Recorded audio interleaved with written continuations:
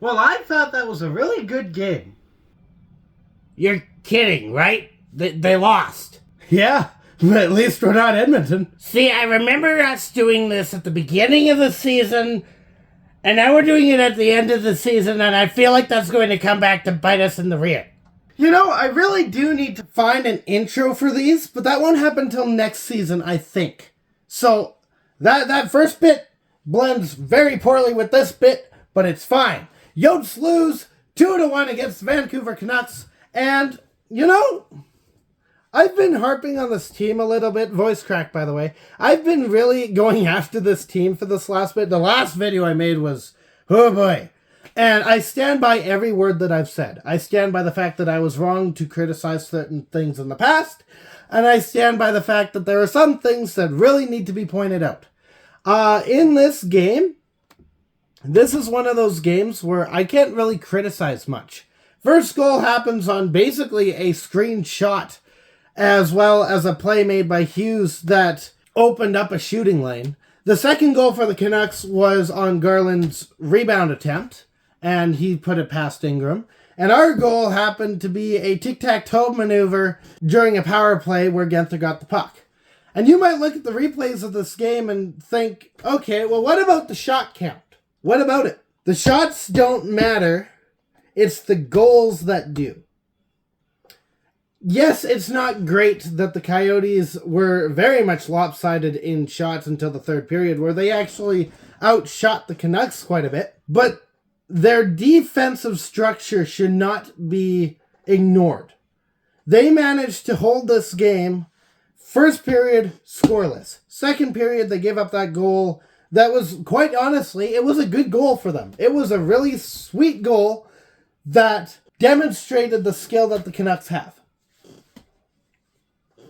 Then we hold them to that one goal, tying the game up with Genther's goal to let it slip to the hands of Garland. Now, as a fan, I could be mad about the fact that we lost, but being that I'm a fan that's also projecting my thoughts online, I can still do the same thing. But I won't, because I've seen in this game, there was improvements that were made with the defensive structure, which is something that I think really needed work. The goaltender stood on his head. That was Connor Ingram. He stood on his head.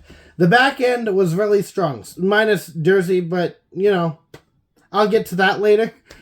Even the forwards, they came back and they helped on the defensive end. And that's big. That's something that we need to continue with going forward. I don't think there were a couple rushes that the Canucks had.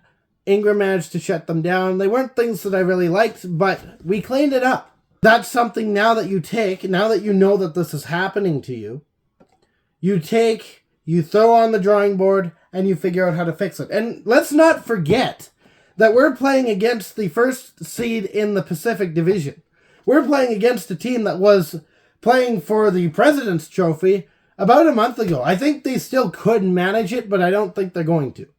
And the excuse could also be made that it was a Vancouver Canucks team that was on the end of a back-to-back. But if you're about to head into the playoffs, that's no excuse for you. It should not be an excuse to say that we should have beaten them. Those buzzwords go both ways. So in all honesty, I didn't expect that we were going to win this game. I didn't think it was going to be this close. But it was, so there you go. There was a lot of physical moments as well. McBain had a really good hit. Dermott ended up flipping someone over his head. And there were a couple fights, things like that. I think the next time that these two teams meet up, which is next week in Vancouver, that's going to be a treat to watch. But I am going to complain about two things that I didn't like. First one is Jersey. I've talked about how much I liked him in the past, and I still kind of like him a bit, but post-injury, when he came back from the injury, he hasn't looked the same. In this game in particular, there were a couple points where it looked like something, like a puck sliding out of the zone in such a slow manner that it should have been dealt with.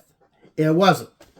Dursey being caught offside, it happens, but I was just a little frustrated with him, so that's why I wrote that down. But the two defensive plays, or the point plays, I guess, shouldn't be underestimated, because he's been burned on that before in such a way that it gives a rush to the other team. They'll go down and score.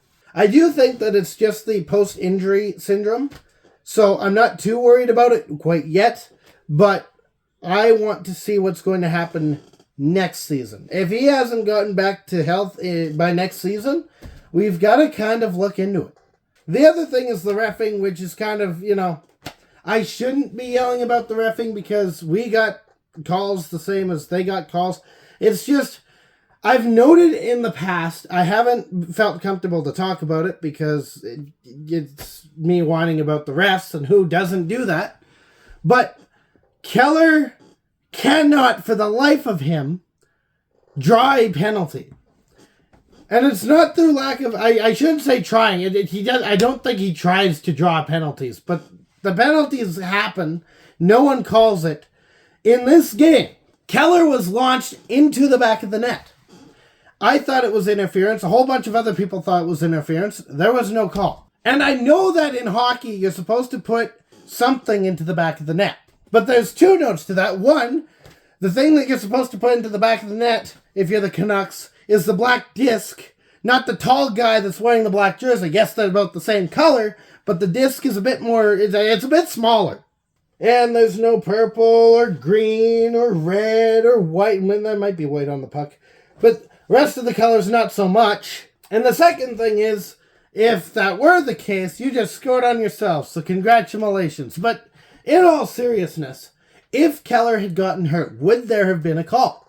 Penalties aren't supposed to be called because of an injury. They're supposed to be called to prevent them. And I'm seeing time and time again, specifically Keller.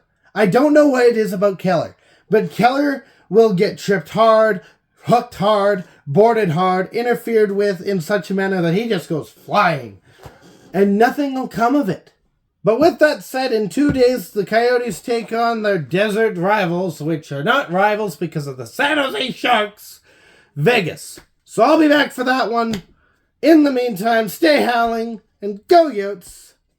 Thank you so much for watching. If you liked what you saw, you can hit the like button. If you didn't like what you saw, go back to Vancouver. If you want to see more of this stuff, you can hit the subscribe button, which either looks like this color or like this color. So whichever one that is. And share this with your friends. I will be back.